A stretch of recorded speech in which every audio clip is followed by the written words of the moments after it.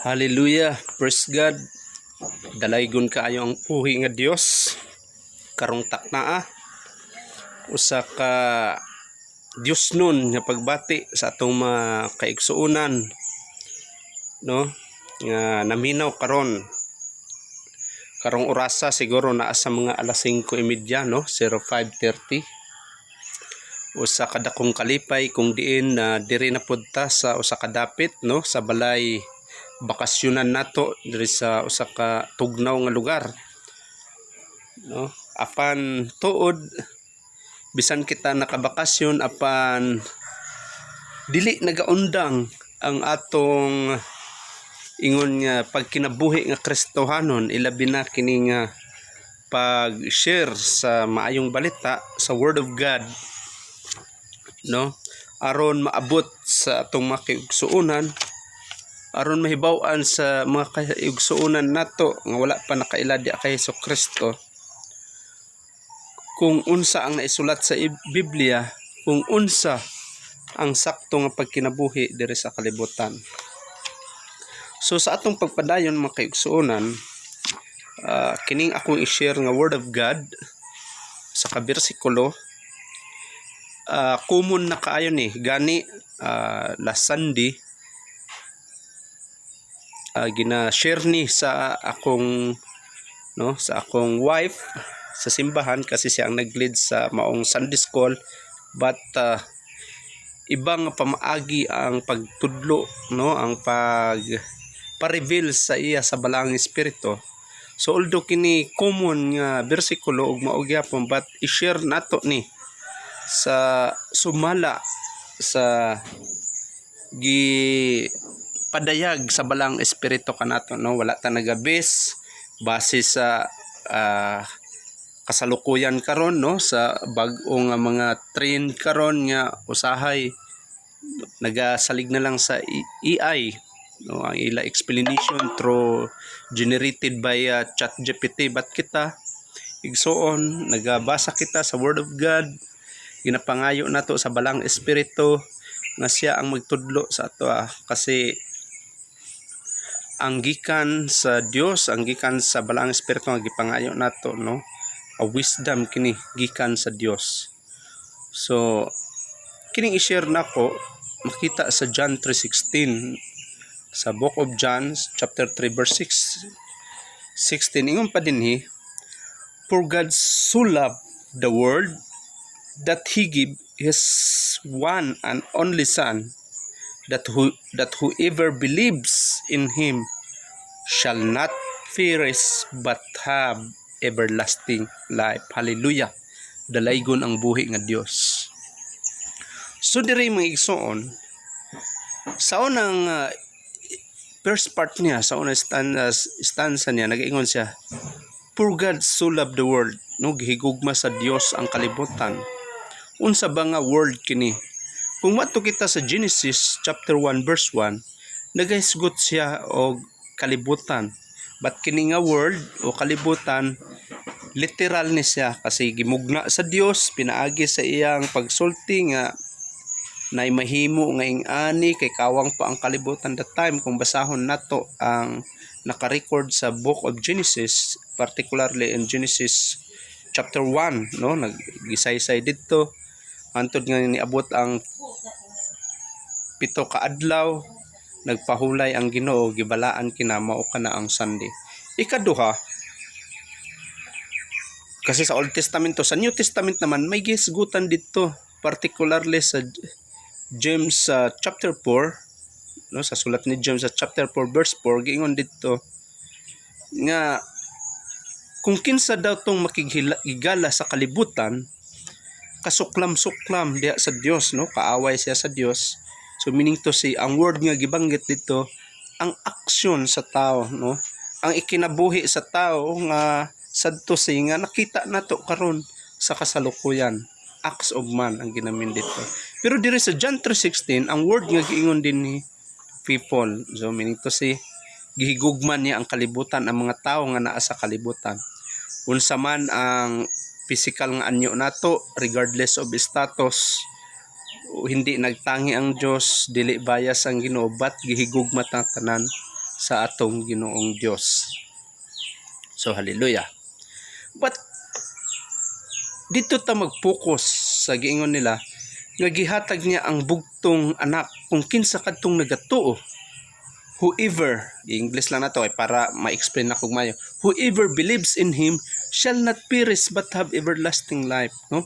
Kung kinsa daw kadtong nagatuo shall not perish, dili malaglag apan makabaton hinuon og tunhay nga kinabuhi, no? Everlasting or eternal life. So kung masabtan nato diri sa last stanza niya, nagisgot siya, shall not perish. So, ang gigamit niya nga sentence is shall. Kung sabton na tog maayong mga igsoon, yun dili man, maybe not perish or will not perish. Bakit shall ang gigamit niya? Kasi ang word, kung mukhang ka sa grammar sa English, pag-aralan nimo ang grammar about sa English, ang shall nga word o term, meaning to say is assurance na siya. Parehagod ng na-remember na ko na naggawa ko request sa mga schooling nga kauban nako. Ang gigamit nako nga term dito shall nga giingon dito as per coordination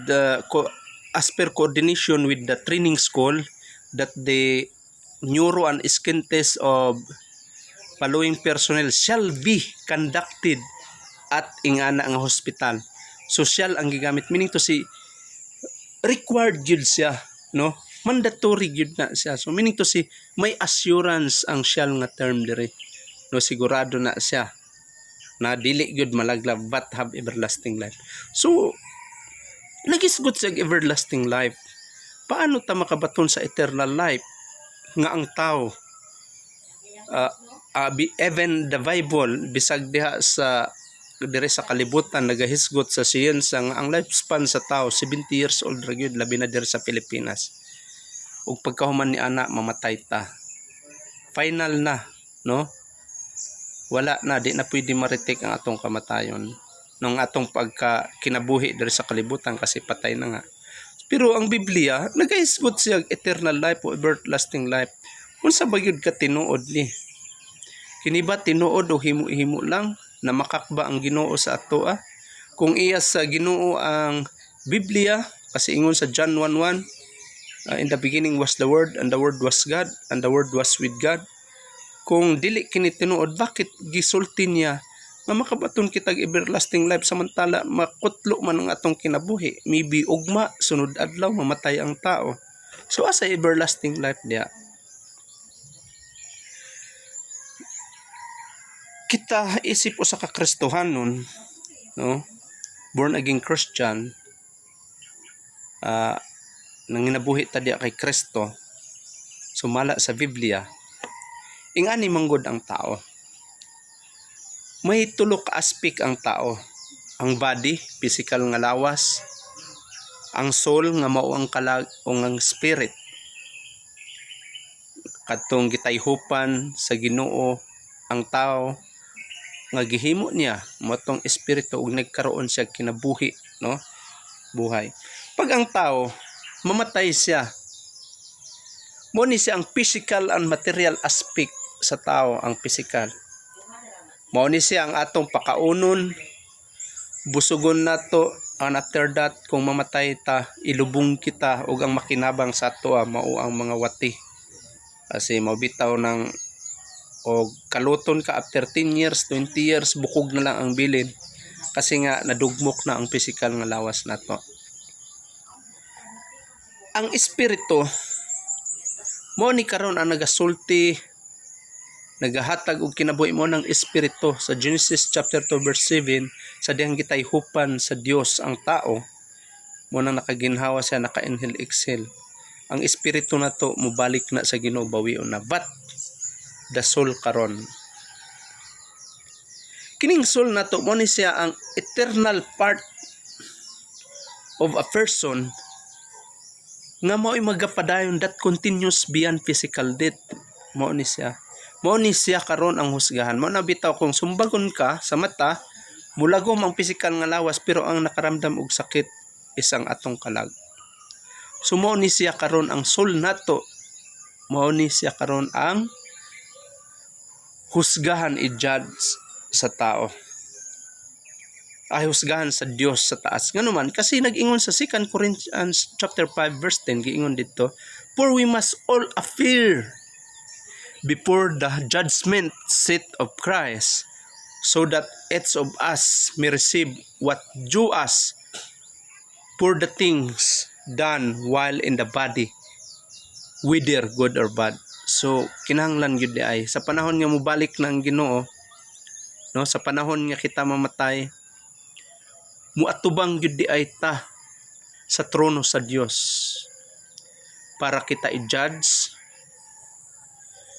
aron kita makadawat kung unsa ang karapat dapat sa ato sa atong lawas. Mahimo man na siya nga maayong atong gihimo o daotan. So meaning to say, tama ang gibuhat sa gobyerno, no, diri kung maayo ang imuha gihimo, aduna kay mga commendation, acknowledgement, recognition, but kung ikaw nakalapas sa balaod, na apoy mga punishment, ingana ang Dios. Kung matupod ta sa Revelation chapter 20 verse 12, nagahisgot dito, giingon dito nga yung pa niya, nakita ko sa books of Revelation nga aduna dito dinagko og dili dinagko, meaning to say kwartahan ka man, mayaman ka man, tanan naga-atubang sa trono sa Dios ug giablihan ang mga Biblia, books were open. Kung gingon diri books, no, kung mag-aral ta sa grammar, ang books nga gisulti diri is kung sa grammar na siya, plural na siya ang giablihan books. So meaning to say mga libro nga giablihan. Unsa na nga mga libro? Kana nga mga libro, books man ang tawag sa Genesis to Revelation, mao na siya. Ay giingon sa John chapter 1 verse 1, in the beginning was the Word, and the Word was with God, and the Word was God, and the Word was with God. Meaning to say, from Genesis to Revelation, iya na sa Ginoo. Sumo to ablihan. Pila ka bersikulo imo na memorize, dili man ingon nga kuan gyud kung nagatuon ka ba sa Biblia, kung ikaw ba nagasunod pinasubay sa kasulatan, no? The ikaduhang ablihan, ang Book of Life was open. So singular na to siya, isa ka libro na ang giablihan. Unsa ang nasa Book of Life? Ang Book of Life, tan-awon dito kung naka-record ang atong pangalan. Meaning to say, kung nakasulat ang atong pangalan dito sa Book of Life, may assurance ang kaluwasan sa atong mga kalag. So mao na siya ang ginamin dinhi. Kaya nga naman, kay sa Revelation chapter 20 lang gihapon, sa baba niya sa verse 15, gisulti dito, kung kita dili makita, no, nakaklaro to dito kung kita English na Bisaya na ko, kung kita dili makita ang atong pangalan dito sa Book of Life, no, we thrown into the lake of fire, no, itambog kita sa linaw nga kalayo, nga mao na ang ingon nila, dagat-dagatang apoy, nga mao ang gitawag nila nga impyerno, mga igsoon. So mao na siya, mga igsoon. So unsay solusyon nato para sa madali, in short, unsay pinaka solusyon nato para malikay kita ni anang mga butanga? Una, sa Roma kapitulo 3:23, nagaingon, ang tanan, kama, meaning to say, walay exempted, ikaw, ako, sila, tanan sila, ang tanan nakasala ug nakabsan sa himaya sa Dios. All have sinned and fall short of glory of God. No, ang tanan nakasala ug nahimaya ug nawad-an sa himaya sa Dios, meaning to say, walay exempted. Tungod kay nakasala kita, unsay himuon, mangayo kita kapasayloan diha sa atong Dios. Sa tanan nga nadumduman nato nga sala, ug bisag wala nato nadumduman, ihangyo nato, Lord, kung unsa tong wala nako nadumduman, pasugod sa ako pagkabatan-on, pasayloa ako. Ug sunod ni ana, dawaton nato si Hesukristo nga atong Dios ug manluwas. Kasi sumala pa sa John chapter 1 verse 12, receive Jesus, no? Because to those who believe in Him, He give the right to become the children of God. Kay kung kinsa lamang katong nagasunod kay Hesukristo, tuo sa iya, nagadawat sa iya, naga-accept sa iya nga Diyos ug manluluwas, Lord and Savior, siya lamang ang gihatagan og katungod ngayang anak. So klaro na. Kasi giingon pod sa John chapter 14 verse 6, giingon ni Jesus nga siya ang dalan, siya ang kamutuoran, ug siya ang kinabuhi. So walay ato No one comes to the Father except through Jesus.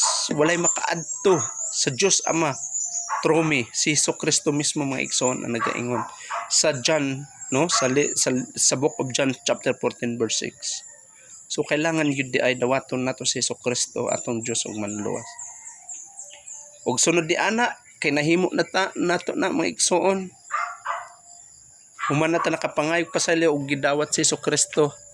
Kailangan ma-born again ta. What is born again? Born again is not a religion, So, ikaduhang Korinto, kapitulo 5, versikulo 17, or the 2 Corinthians, chapter 5, verse 17, nagaingon, if anyone is in Christ Jesus, meaning to say, if anyone is in Christ Jesus, nangayo ka nagpasayloan, gidawat mo na si Hesukristo, ang sunod niya na, if anyone is in Christ Jesus, he is a new creation. Bago na siyang binuat, the old has gone and the new has come. Klaro sa ikaduhang Korinto, kapitulo 5, versikulo 17, kay kung kinsa kadtong naa na kay Hesukristo, nang inabuhi na nakauban si Kristo, ang daan niya kinabuhi, wala na og bag-ong kinabuhi ang naa na nakauban si Hesukristo. Meaning to say, kung sa una chismoso ta, magbutang-butang ta sa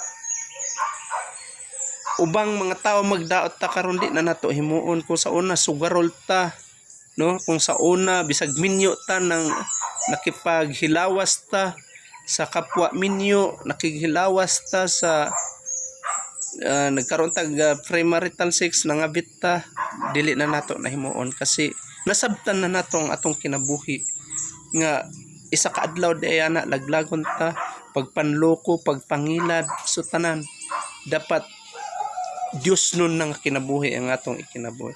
So ing ana lang ang sekreto makiugsuonan. I do hope sa kulang-kulang 18 minutos nga pag-share nato sa Word of God kini atong nasabtan. Nagasulti lang ta og unsa ang kamatuoran, kay kining kamatuoran kung ato lang ni dawaton sa kinasing-kasing nga adunay mapaubsanon nga kasing-kasing, mao kini ang makahatag kanatog kagawasan. So stress free ka, gawasnon ka sa tanang butang, so adunay kalipay nga manginabuhi nga kauban si Kristo, kauban natong pamilya. Nindot ang kinabuhi mga igsoon nga Kristohanon. Ug isa ko ni ana nga naka-experience, isa ko ni ana nga nakatagamtam mga igsoon.